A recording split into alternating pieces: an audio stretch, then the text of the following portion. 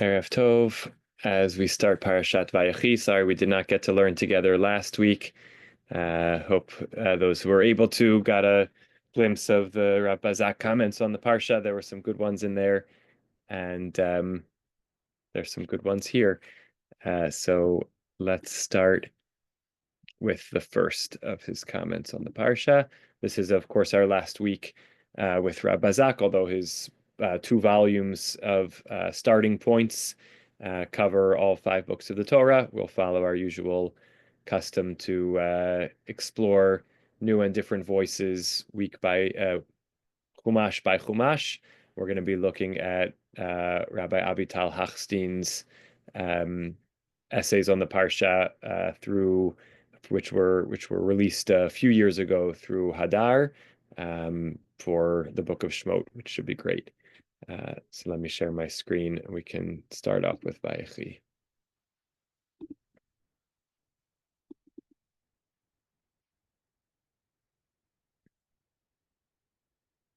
Okay. When I was returning from Padan, Rachel died.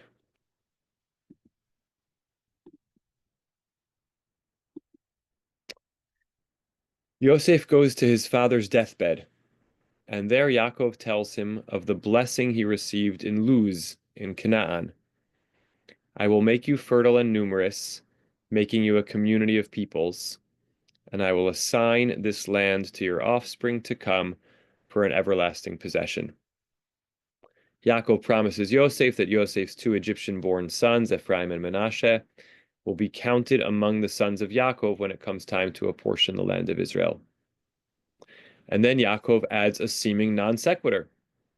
When I was returning from Padan, Rachel died to my sorrow, while I was journeying in the land of Canaan, when still some distance short of Ephrat, and I buried her there on the road to Ephrat, now Beit Lechem.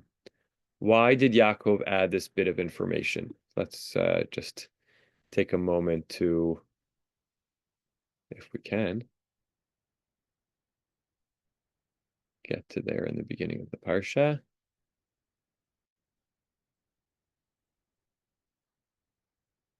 Okay. Great. Yosef is told that Yaakov is sick. He brings Manasseh and Ephraim. And when Yaakov hears that they've come, now here he's called Yisrael. We have some movement back and forth between his names, summons his strength and sits up in bed. And here's where we pick up. He says, Yaakov says to Yosef, God appeared to me in Luz in the land of Canaan and blessed me and offered this blessing of sort of 2 central covenantal blessings of Breshit, numerous offspring and receiving the land. And then we have the promotion of Ephraim and Manasseh. Interestingly, JPS already tries to answer the question of the placement by adding this exceptionally unusual bracketed link. I do this because, whereas Reb Bazak just simply read it without any obvious connection, as continuing on narrating whatever it is that Yaakov is sharing. When I was returning from Padan, Rachel died to my sorrow. When I was journeying in the land of Canaan, still some distance short of Ephrat, and I buried her there on the road to Ephrat, now Beit Lechem, and that's the end of the speech. And then Yaakov sort of stops and notices Yosef's sons there, and the story continues. Okay, so why did Yaakov add this bit of information? Rashi sees this as a sort of apology. Yaakov charges Yosef. This is just a few verses earlier, before this chapter, when Yosef comes with his children. First, when Yaakov is dying, Yosef comes alone, and Yaakov says, make this promise to me to take me up and bury me in Egypt. So Rashi sees this as a sort of apology. Yaakov charges Yosef, when I die, when I lie down with my fathers, take me up from Egypt and bury me in their burial place. Now he needs to explain why he asked this favor, even though he did not bury Rachel in the family plot. Rashi explains, know that I buried her there at God's command so that she could help her children when Nebuzaradan exiles them, and they will pass her tomb. Rachel will go out and weep and seek mercy for them.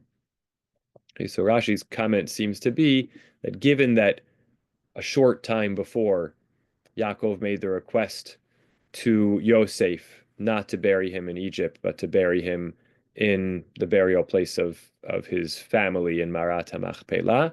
And now Yosef comes to see him, and Yaakov is offering him the final blessings, and kind of implicit in that is, being aware that he's near his deathbed and he has not long before asked Yosef to be sure to take him and bury him in Marat HaMachpelah.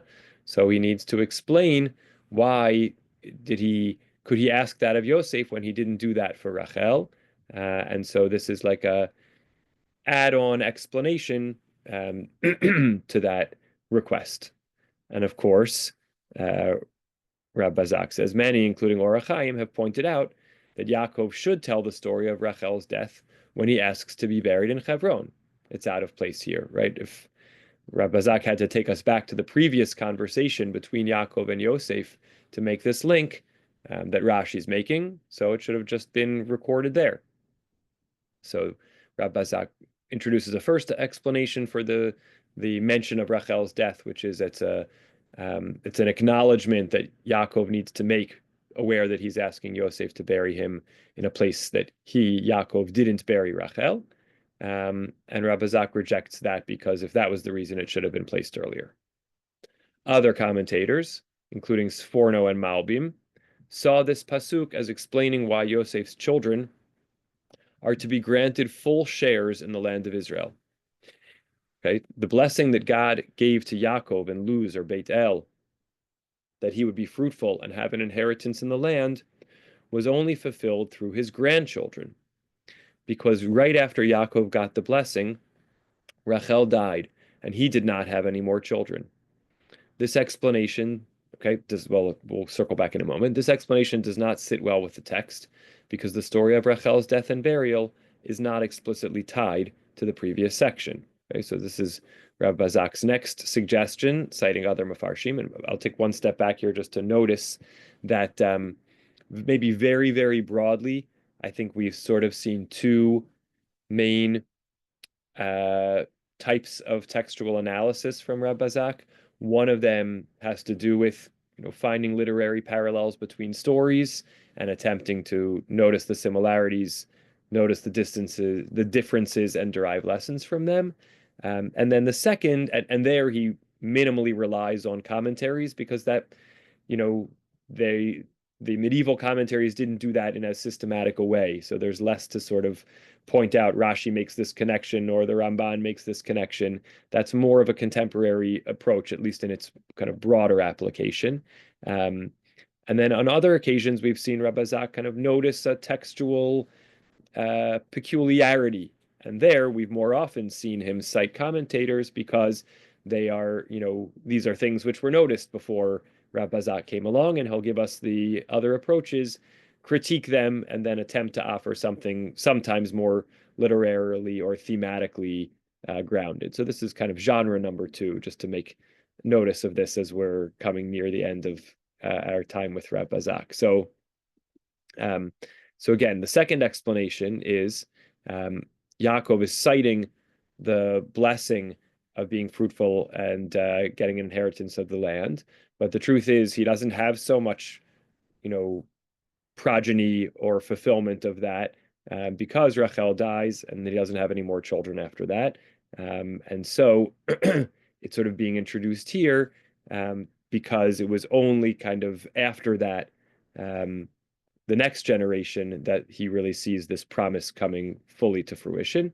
But as Rabbi Zak says, this isn't as good a great explanation either, even though there's a stronger juxtaposition, because we are talking right before that about the importance of Ephraim and Manasseh as kind of rounding out the progeny of Yaakov.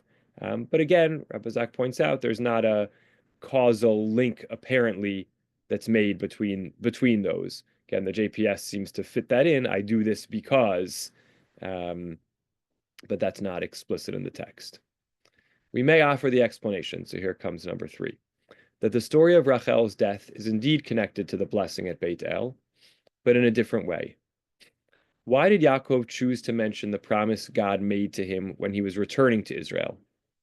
Why not the first set of promises when Yaakov was leaving Israel and had the dream of angels ascending and descending a ladder? It seems that the second promise affected Yaakov more deeply because it was so closely followed by the tragedy of his beloved wife Rachel's death in childbirth. Perhaps when Yaakov repeats that second blessing, he simply cannot refrain from mentioning the agonizing event that followed. He shares his pain with Rachel's children and grandchildren, and at the same time reminds them that his love for her is continued through them.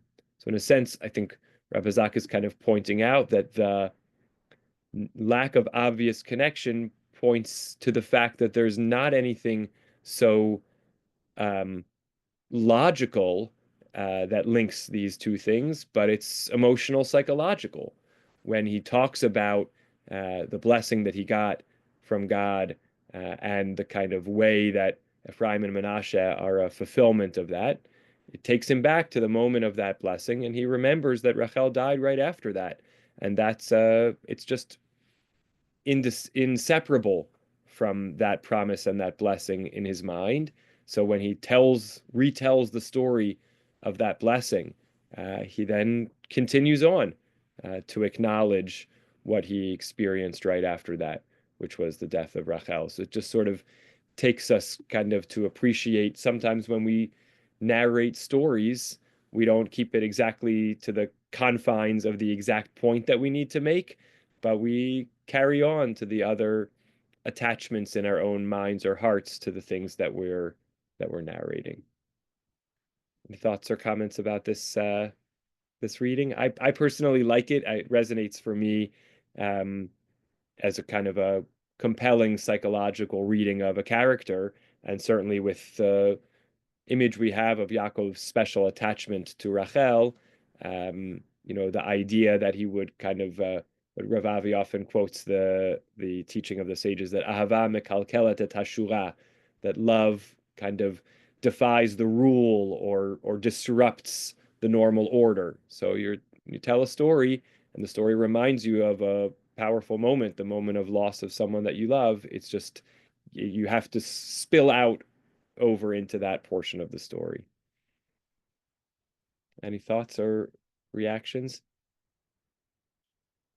Marjorie, please. I think that's beautiful. And I think it further enhances the narrative of like this passionate love story between Rachel and Yaakov.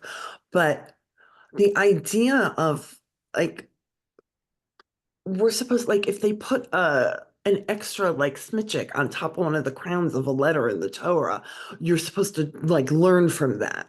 So like yes, it's an emotional outpouring from Yaakov, and yes, it would be, but like I feel like there's got to be more there. Mm, If mm, like it's a pasuk, it's not a word. yes. Like Yeah. it's a lot. Yeah. Like to just explain it away in modern psychological terms. I think Yeah. it's beautiful you're reading, but I don't know. I just think Yeah. there might be more there. Yeah. So I think that's a great point, and I think it comes to the question of how we read. So, it's um there of course what you're referring to is a widely held, you know, understanding over millennia that the Torah doesn't waste words and there's always things to be derived and lessons to be learned. But I think that could include this notion. Just it's a further testament to the strong bond between Yaakov and Rachel. It's the lesson that sometimes we get carried away when we tell stories and we don't stop at the relevant ending, and that it just sort of it's a recognition of that. Um, but it does this explanation stands. I think I agree with you in a little bit of tension of the kind of making maximum lesson learning meaning out of every little bit. But I'm comfortable with this approach, that sometimes just the story is being told, to help us feel the humanity of the characters, and that's kind of reason enough. But it's a fair question. We should always carry that kind of question and concern. What's the purpose that warranted this verse being included in the Torah? So absolutely, Dara. Yeah, Marjorie actually raised a good point as food for thought. But I was going to say, like, it really actually emotionally or just like on a real level, it sounds the most plausible of all the explanations offered, and I can definitely identify with it. Just an emotionally psychological level. Mm-hmm. Mm-hmm. Yeah. Great. Great. Okay, good. Let's go forward. I think the next one I wanted to do is a little more prosaic. Um, and it's here. The order of tribes and Yaakov's blessing. And this, I think, gets to we've seen actually, I think we saw a Rav Meidan perhaps one year on this question. Actually, maybe it was a Rav Elchanan Samet. I think it was actually a Rav Elchanan Samet in Bamidbar on this topic, which sort of is a kind of a across the Torah. We ask this question whenever we see lists of the tribes, lists of the tribal representatives, the Nisiim, the scouts, the apportionment of the land, the censuses. What is the ordering principle for the way the tribes are arranged? And here, of course, to Marjorie's point, one could just say, okay, well, just whatever order the Torah wrote it down in. But here, I think I incline more towards, there has to be an explanation. If we're changing the order, there must be some substantive background for it. That ironically, you could sort of say like, well, who cares what order lists are in?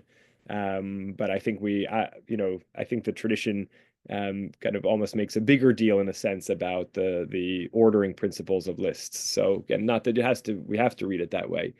But so this is on that genre, on that topic. Before his death, Yaakov gathers his sons. He leaves the first group with words of reproach and the second with words of blessing. The order in which Yaakov mentions his sons is surprising. First, he mentions Zevulun before Yisachar, even though Yisachar is Leah's fifth son and Zevulun is her sixth. Second, the sons of Rachel's servant Bilhah, Dan and Naphtali, were born before the sons of Leah's servant Zilpah, Gad and Asher. However, here the sons of the servants are listed as Dan, Gad, Asher, and Naphtali. Why are Leah's sons not mentioned in order? And why are Dan and Naphtali split up? Okay, so we'll just do our homework here just to make sure we have the context from back in Vayechi. I don't know why we're loading up slowly tonight. Okay, so Leah has Reuven, Shimon, Levi, and Yehuda. That's in chapter 29. When Rachel sees she has had no children, she has some conflict with Yaakov. She gives Bilhah to Yaakov. Yaakov sleeps with her, and Dan is born, and then Naphtali is born. Then Leah sees that she's not having children. She gives Zilpah to Yaakov. Gad is born, and Asher is born. And then we just go a little further to see that eventually, then next Yisachar is born, and then Zivulun is born. So that's just to see inside in the flow of the chapter how straightforward it is, that the order of birth is Dan, Naphtali, Gad, Asher, and then Yisachar, Zivulun. And yet in the order of the blessings that are given by Yaakov, he puts Zivulun before Yisachar, and he splits up Dan and Naphtali, and moves Naphtali all the way to the end. So rather than Dan, Naphtali, Gad, Asher, it's Dan, Gad, Asher, and then Naphtali. So why are Leah's sons not mentioned in order? Question number one. Why are Dan and Naphtali split up? Question number two. The second problem seems easier to solve. Perhaps, and this is to me like radical, a radical suggestion, and a kind of fascinating direction to go in attempting to answer the question. Perhaps in Parashat Vayechi, Rachel's servant is mentioned before Leah's, because Rachel gave Bilhah to Yaakov before Leah gave him Zilpah. However, the chronological order of the births is as found here in Vayechi, in the end. First, Bilhah had Dan, then Zilpah gave birth to Gad and Asher, and only after that was Naphtali born to Bilhah. Yaakov blesses his sons in order of their births. Support for the position that Naphtali was the youngest of the servants' sons can be found in the fact that in Sefer Bamidbar, Naphtali is always listed last. The one exception is in the list of the spies, but that list has many unusual features. Okay, so what Rabbi Zak seems to be doing here, just pause the share for a minute, is it's not obvious when we look at it here, but I think what he's doing in the background is saying, well, let me look at all the lists, and let me not assume that the first place we meet the brothers, which is when they're born, that has to be the kind of controlling list. We have that list, and that might be arranged, even though it's ostensibly narrating the order of their births. Maybe there's a different organizing principle. We have this list in which Yaakov is giving blessings to his sons at the end of his life. We don't know for sure what the order would be there, but maybe it's chronological. It looks mostly chronological, with this exception, and one other. And then we go on into the book of Bamidbar, and there we see Naphtali is always at the end. So maybe that allows us to suggest that when we are back in Breshit and the first time we meet the sons when they're being born, that actually what happens first is that Bilhah, after the first four sons, after Leah has Reuven, Shimon, Levi, and Yehuda, Rachel gives Bilhah to Yaakov, and then the text just bundles the births of the maidservant's sons into groups rather than going back and forth. And it's not actually the chronological order. It says Bilhah conceived and bore Yaakov a son. She named him Dan. Then it says that Bilhah conceived again and bore Yaakov a second son. That didn't necessarily have to be the next thing that happened. This is the story of Bilhah. This is Bilhah's moment of fame in the Torah. And then when Leah saw that she had stopped having children, she gave Zilpah. Zilpah had Gad, and Zilpah had Asher. We tell the stories of Bilhah and Zilpah on their own, but that's not necessarily the exact order that it happened in. Maybe it started with the birth of Dan, then it went forward to Gad and Asher, and then came back to Naphtali. And this is strengthened by the fact that Naphtali is the last brother mentioned in the Bamidbar order of the tribes. He's the Ma'asef l'chol ha'machanot, the one who actually that's actually Dan. I take that back. But Naphtali is mentioned last, so maybe he's the last one to be born, or last in this segment, other than Yosef and Binyamin, the last to be born. And so again, Yaakov blesses his sons in the order of their births, and actually our Breshit list is not in chronological order. It actually is Dan, Gad, Asher, and Naphtali. So just a fascinating approach of not taking things for granted, the way they're presented to us the first time we see them. Kind of have to look at all the different lists and attempt to come up with, a best fit model that explains them all. Lance, hold on. I'll come to you after we do the second piece here. The problem with Yisachar and Zevulun is more difficult, for there is no doubt that Yisachar was born first. In all the tribal counts in Bamidbar, he is listed first. Okay, so we just don't have any contrary evidence to attempt to suggest a similar explanation here, that the reason that Zevulun comes before Yisachar is because really Zevulun was born first. There's just no place that Zevulun comes first other than here. However, at the very end of Bimidbar, in the list of the chiefs of the tribes, other than, right, this is the other exception, who will settle the land, the chief of Zevulun is listed before the chief of the tribe of Yisachar. What else can we put together in the bucket to attempt to explain this?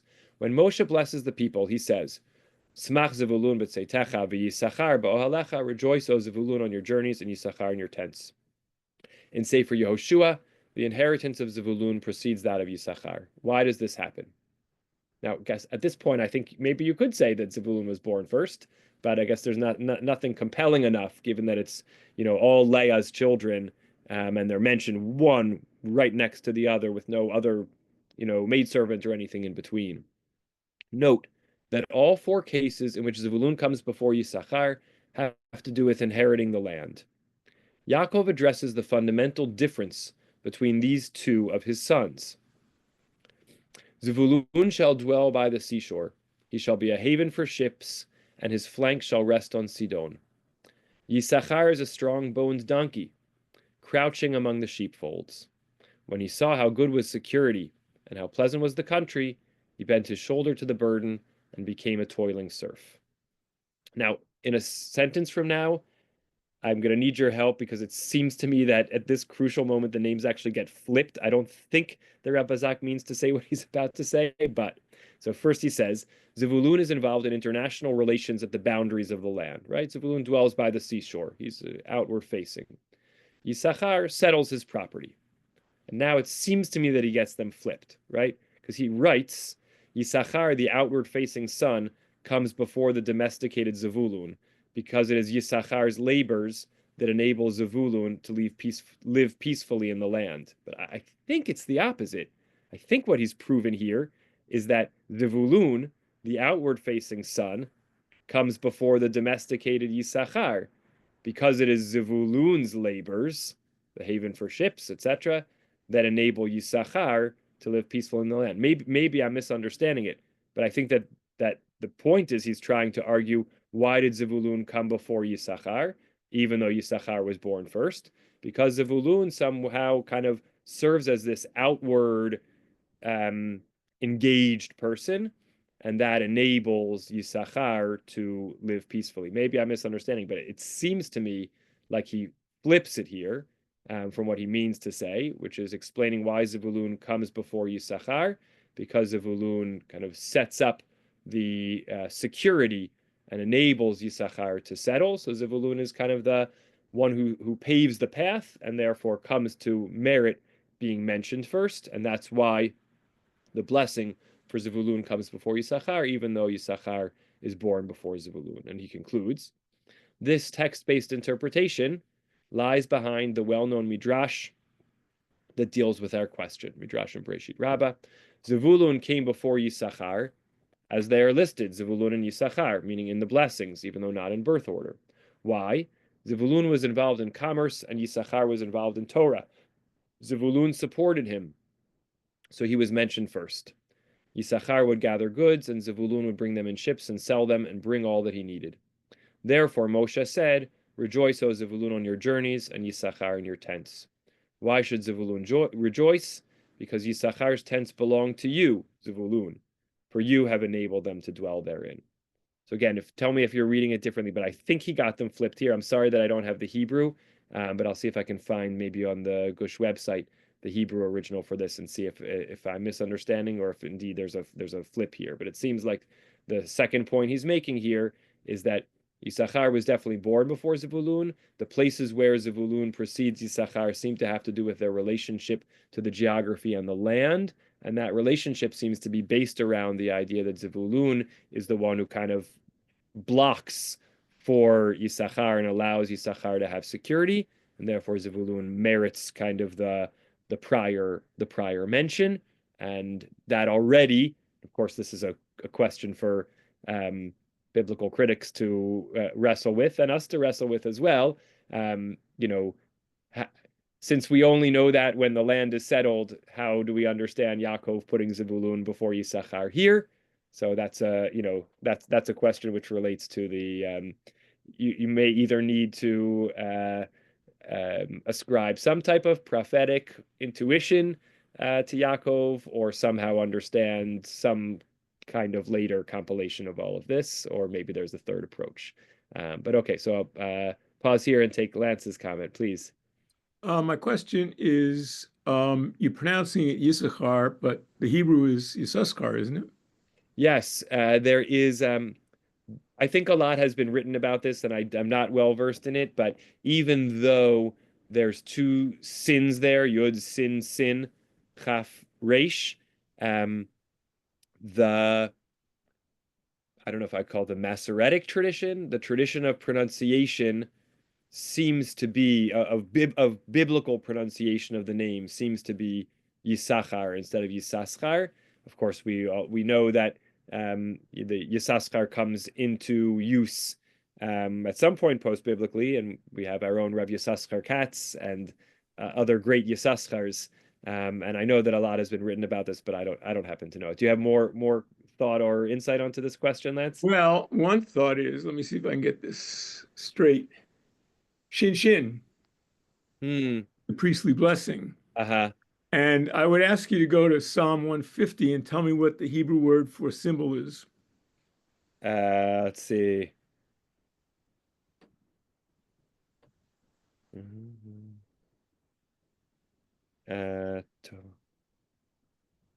Silsilei Shama? Exactly. And how often is Silsile mentioned in that psalm? Twice? Yep. Now, Silsil is Shin Shin, Tzitzit. You see where I'm going?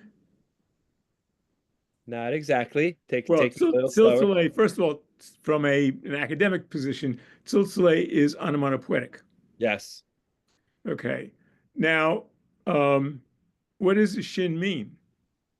Isn't that God's name? It's a part of some of God's names.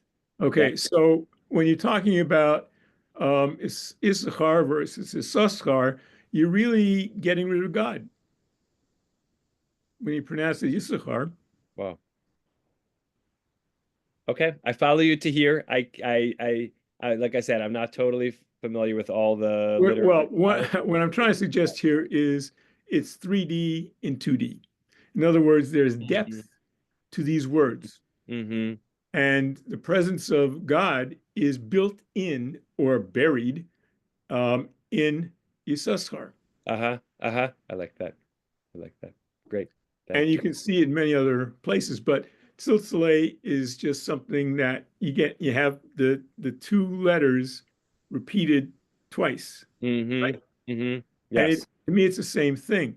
And quite honestly, my Haftorah, my Bar Mitzvah Torah is B'Shalach Devorah, and the name appears there. And I recited the Haftorah a number of years ago, and a rabbi came up to me and said, Lance, you mispronounced Yisachar. And I was taught that by an Orthodox cantor, so I don't know why. Yeah. But but it's to me, isn't the idea that every letter in the Torah is important? Yes. Yes. So Yes. isn't that a violation of that rule?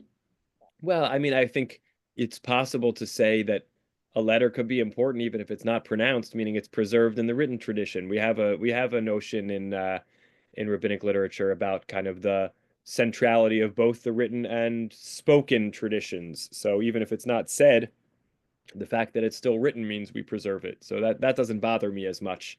The idea that it's not pronounced doesn't I don't necessarily read as like a diminishment of it because it is written. Um, but great, great. Okay, Thank you.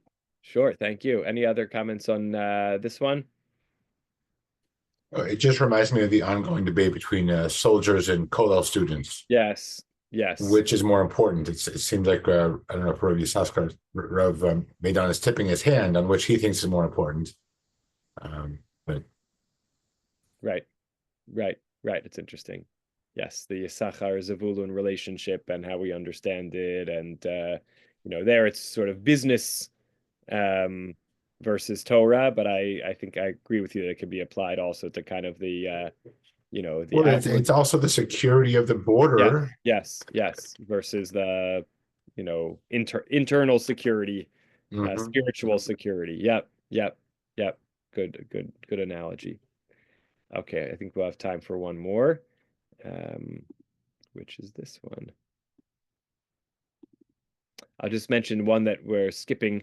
I think is worth a read. Just again, it's in that kind of noticing on something unusual and trying to offer a new and different interpretation, even noticing some of the commentaries, which is that little bit after the blessing of Dan, Lishuatcha kiviti Hashem, one of the shortest psukim in the Torah, 3-word pasuk. I will wait for your deliverance, O Lord. And why is it there? Why is it in Dan's bracha? And it surveys a little bit of the commentary and comes up with an interesting reading of it as kind of like bisecting the brachot, which requires counting the order of how many brachot are given in the first half and the second half in a slightly non-intuitive fashion. So creative point. Okay. The father's journeys foreshadow the sons. This is certainly the notion of Maseh Avot Siman Lebanim, which is something the Ramban introduces early on. in his commentary on Bereshit, and we see, lots of notions of already playing out internal to the book of Genesis, and now we're going to sort of see it carrying on beyond. The long description of bringing Yaakov's body for burial in Israel is surprising. Instead of going straight to Israel, the mourners crossed the Jordan River. They came to Goren HaAtad, which is beyond the Jordan. Why take this circuitous route? Why not travel directly northward to Hebron? Chizkuni suggests that beyond the Jordan simply means in the land of Canaan, which is beyond the Jordan. This explanation is difficult to accept because throughout Tanakh, the expression beyond the Jordan on its own always refers to the eastern bank of the river. The rest of that pasuk is even more difficult to understand. They held there a very great and solemn lamentation, and he observed a mourning period of 7 days for his father. Why would they hold a mourning ceremony there? Yaakov died in Egypt, and he was going to be buried in Hebron. What is the significance of Goren HaAtad? Consider this journey in light of the journey that the Jewish people will make many years later from Egypt to Israel. Now the reason for mourning here becomes clear. It parallels, anticipatorily parallels, the mourning for Moshe that would later occur on the eastern shore of the Jordan. Other phrases, here he sort of works a little bit backwards. He's sort of taking us straight to the punchline, the parallel, and now he's going to work backwards to fill in some of the thematic parallel. Now he's going to fill in some literary links. Other phrases link the two journeys.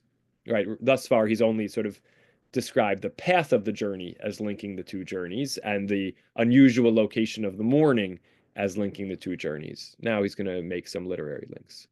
In both cases, the Jews brought themselves and others up out of Egypt. Here we read, chariots too and horsemen went up with him. It was a very large troop. This was the group that went up to bury Yaakov. Later, V'gam Erev Rav ala itam, B'tzonu bakar, kaved, something kaved ma'od. A mixed multitude went up with them, and very much livestock, both flocks and herds. The burial procession of Yaakov and the exodus from Egypt are the only two times the Torah speaks of horses and chariots. Here too we have Gam Rechev, Gam Parashim, something like that, went up with him. Chariots too and horsemen went up with him. And when the sea split, waters turned back and covered the chariots and the horsemen. It seems, so not 20 parallels, but still some significant things. And again, as Rav Bazak sometimes points out, we have a stronger link from the fact that not just the same words appear in both places, but that's the only two places in the Torah that these words appear. It seems that Yaakov's burial procession is meant as a foreshadowing of the later journey that the Jewish people will make as they leave Egypt. The connection between them is clear. Before Yaakov dies, he mentions repeatedly that the people will go back to Israel. Yaakov tells Yosef of God's appearance when Yaakov is about to leave Israel for the first time. He promises Yaakov. At that time, God promises Yaakov, I will assign this land to your offspring to come for an everlasting possession. Later, Yaakov blesses Ephraim and Manasseh and promises them a double portion in the land. He reiterates, I am about to die, but God will be with you and bring you back to the land of your fathers. Clearly, Yaakov is worried that as the family thrives in Egypt, they will be less inclined to return to Israel. Therefore, Yaakov's final journey home is structured so as to foreshadow the trip he hopes his descendants will soon be making themselves. And just add, of course, it's we note, and I'm not shocked that Rabbi Zak doesn't bring it up, but I'm surprised he didn't throw it in as an aside, that of course on that journey out of Egypt, Yosef's bones are carried with the people. So while they're not on, the purpose of the journey is not focused around, a journey of mourning and burial for Yosef, and Yosef's bones are not buried until the people, ultimately come 40 years later into the land. But sort of that added detail that it is both, in a sense, the Exodus winds up mirroring Yaakov's burial journey in two ways, in the fact that it is also a burial journey, and in the fact that it it's a fulfillment of Yaakov's kind of the promises that Yaakov transmitted about the national, return to the land of Canaan, to the land of Israel. So I think it's a beautiful, beautiful parallel to think about as we read it in the end of this week's Parashah. And of course, knowing that what awaits us is not the descent to Egypt that's already happened, but the kind of descent within Egypt, sort of having this story which already helps us remember the Exodus, kind of offers like maybe a drop of comfort as the book of Shemot begins with its heavier suffering of the Jewish people. Lance? I want to point out the problem of mummification. Okay. Because my understanding is, and I think it's fairly substantial scholarship, to say that mummification was done virtually over the whole life of the pharaoh. In other words, it wasn't something that occurred in 2 months. Okay, mummification is a long process, and it's a process, I think, that belongs to the pharaohs, which means how in the world could Jacob and Joseph be embalmed? Makes no sense. It is a smoking gun, and I think it completely undermines and subverts any idea that anyone would have that this is in any way real, that the author who wrote this knew anything about Egypt. Nothing. I'm not saying that there weren't parts in the Torah where the author did know something about Egypt, but I'm saying that this is a clear smoking gun, that there's something wrong with the idea, first of all, that there was one author, second of all, that there was that Egypt, that talking about Egypt, and it's just nonsense. And explain again why? Because mummification was a longer process, you're saying? Hold on a second. Okay. I mean, Pharaohs were prepared. most people raise the problem of mummification from a different angle, which is how could the patriarchs have been mummified? But that's a different discussion. It sounds like you're saying something different. Right, I am. Pharaohs were prepared all their lives to be entombed and embalmed. This statement is accurate. I'm quoting from Gemini. Pharaohs in ancient Egypt were essentially prepared throughout their lives to be entombed and mummified after death, as their culture strongly believed in preserving the body to ensure a successful afterlife. I mean, that's, if you accept it. I'm not saying I can't prove it, okay? It's speculation just as much as the rabbinic speculation. But from my point of view as an academic, I would say that this makes more sense. I remember being in a museum once where there was an exhibit about pharaohs. It was a traveling exhibit. And they definitely said in that exhibit that the pharaoh's mummification was a part of a lifelong process of preparing the pharaoh for the afterlife. And again, and you're saying because we have no indication that Yaakov or Yosef were being prepared, then it seems like right. It's like something like suddenly, suddenly, I can't think of an example. Maybe somebody else can, but it's something that's totally unexpected because you're taking something that takes a long, long time to prepare, and you're saying it's going to prepare it just like that. Mm-hmm, mm-hmm. And it just doesn't make any sense to me. I mean, the Torah says that it was a 40-day period, and you're saying it was actually supposed to be much longer and had a during life preparatory stage. Right. Another point I like to make is different, but in Genesis, I think in the story of Abraham, God uses plagues in one verse. In Exodus, there are plagues for verses and verses and verses. It's the same thing. It's just like this anticipation, which I liked. I mean, I thought it was an interesting idea. The anticipation that Jacob's procession anticipates the sea, the problems with the sea, right? That's what we said. Naturally, there is the Torah.com article about the mummification of Yaakov and Yosef, so that'll be my first place to go to look for more information. And I see James. I don't think that article agrees with me. Okay. I've read it. I'm pretty sure it's not in there, but Okay. you'll get a different Yeah, viewpoint. everyone can do homework as they see fit. Marjorie and then Debbie. So, as far as them being prepared their whole life, their physicality wasn't prepared. But what they did was they would prepare the tomb, they would prepare the canopic jars, they would decide how the tomb would be laid out, what would be a portion, what would be left. As far as the physical mummification, that could only happen after death. Like when you would dry out the body, where you would remove the body parts, put them in different canopic jars.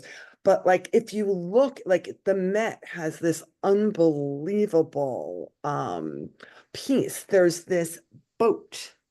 There's this boat, and it is a full replica of what the Paro lived on, like the royal yacht with all the food and all the like that stuff took lifetime. But the actual physicality of the mummification didn't. But the preparation for the afterlife began as soon as someone was crowned. Uh-huh. I mean, that's what they taught us at the museum when we Awesome. took the docent course. Yeah, awesome.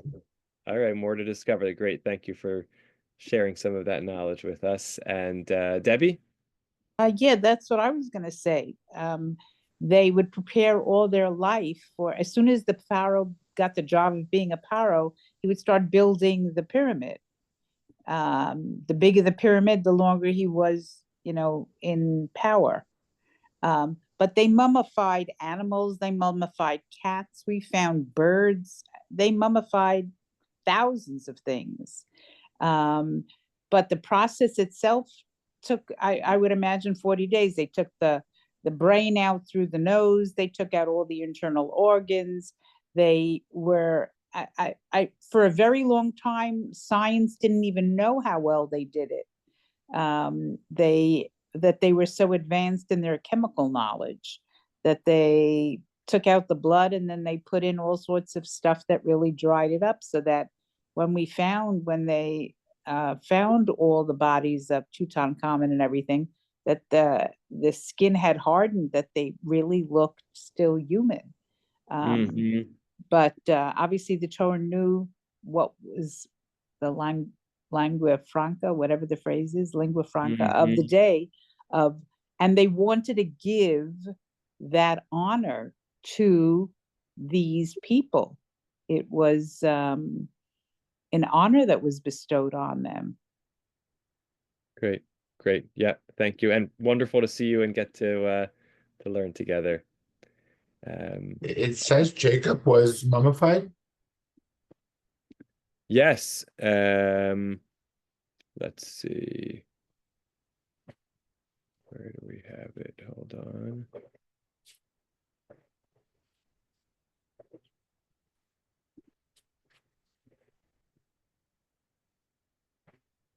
Let me share my screen again.